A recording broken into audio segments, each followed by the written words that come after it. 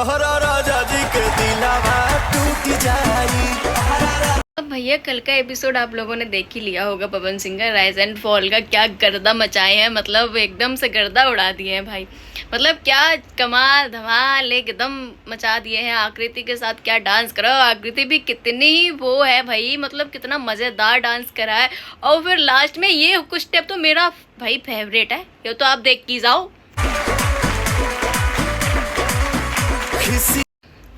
और ये hook step मतलब जब मैंने देखा ना भाई, पवन सिंह की भोजपुरी वाली एक्टिंग तो निकल ही आती है कहीं भी हो। फिर उनका वो अंदर से वो होता नहीं है एक कीड़ा, वो कीड़ा है उनके अंदर और वो निकल आता है एकदम से। वो निकल आया भाई। अब जब वो कीड़ा निकलता है भोजपुरी का तो भाई क्या मज़ेदार फिर निकल के आता है, वो तो दुनिया देख के ही रह जाती है। और वही हुआ है, सबको नचा दिए हैं वही पवन सिंह। और दूसरी बात मैं आपसे ये बोलना चाहती हूँ कि पवन सिंह जीतेंगे या नहीं जीतेंगे ये कमेंट सेक्शन में ज़रूर बताओ। पिछली वीडियो में कितने 178 कमेंट आए थे लगभग सारे मिलके।